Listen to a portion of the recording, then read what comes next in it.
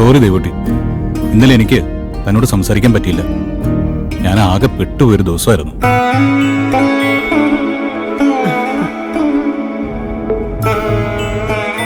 ഇന്നലെ ഫോണിൽ കിട്ടാത്തതിന്റെ പരാതിയും പരിഭവം ഒക്കെ പറഞ്ഞു തീർക്കുക അവൻ രണ്ടാളും. ആ ദേവൂട്ടി, ഇന്നലെ എനിക്ക് വൻ സർപ്രൈസ് ഉള്ള ദിവസമായിരുന്നു. സംഭവിച്ചത് കേട്ടാ താൻ ഞെട്ടും. ആ എന്താണെന്ന് ചോദിച്ചാ പറയാനാണെങ്കിൽ ഒത്തിരി പറയാനുണ്ട്. അതിങ്ങനെ പറഞ്ഞാൽ ശരിയാവില്ല. ഞാൻ എന്തായാലും അങ്ങോട്ട് വരില്ലേ, നമുക്കെല്ലാം വിശദമായിട്ട് നേരിട്ട് സംസാരിക്കാം.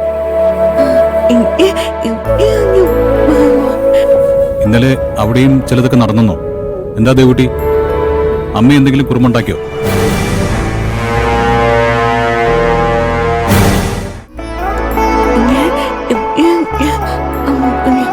ഇന്നലെ അവിടെയും ചിലതൊക്കെ നടന്നോ? എന്താ ദേവൂട്ടി, അമ്മ എന്തെങ്കിലും കുറുമുണ്ടാക്കിയോ?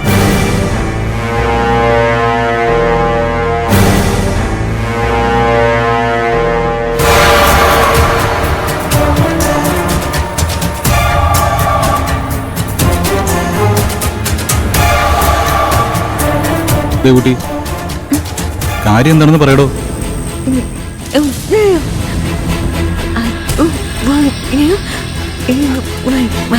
ശരി, ഞാൻ വന്നിട്ട് പറയാന്നോ? ഓക്കെ.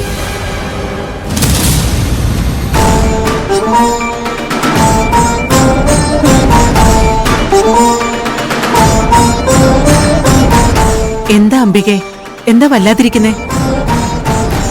എന്താണെങ്കിലും എന്നോട് തുറന്നു പറയേ, നമുക്ക് പരിഹാരം ഉണ്ടാക്കാലോ.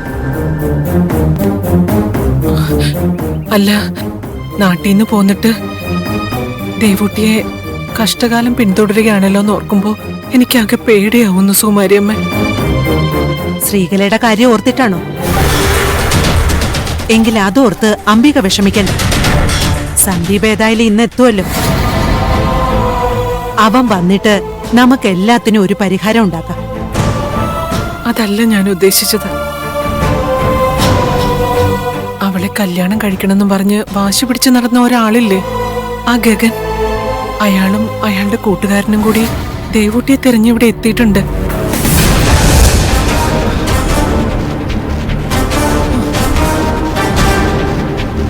നേരാണോ അംബികെ? ഈ വിവരം നിങ്ങൾ എങ്ങനെ അറിഞ്ഞു?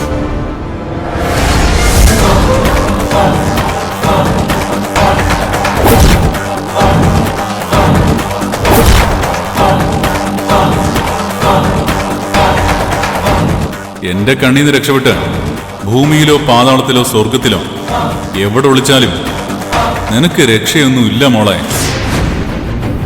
നീ എവിടുണ്ടെങ്കിലും ഒരു വേട്ടനായെ പോലെ മണം പിടിച്ച് നിന്റെ പിന്നാലെ ഈ ഗഗൻ എത്തിയിരിക്കും. ഇവളിന്ന് മറ്റൊരാളുടെ ഭാര്യ.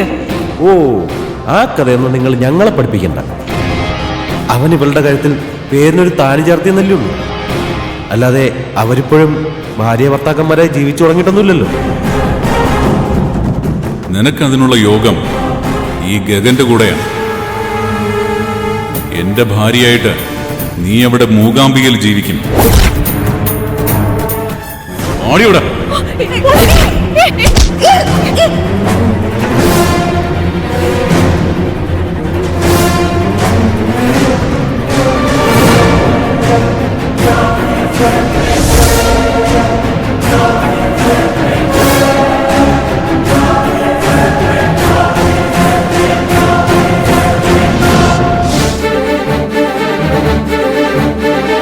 പോലീസ് അവരെ അറസ്റ്റ് ചെയ്തെങ്കിലും ഇനിയും അവരുടെ ഉപദ്രവം ഉണ്ടാവില്ലെന്ന് ഉറപ്പൊന്നുമില്ലല്ലോ.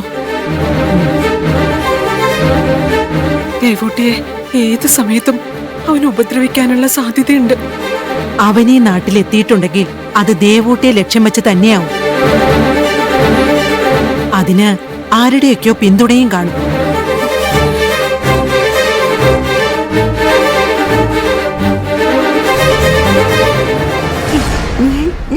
സ്കൂളിൽ പോണമെന്നോ? അപ്പൊ ഞാൻ വരുമ്പോ ഭവതി ഉണ്ടാവില്ലേ അവിടെ?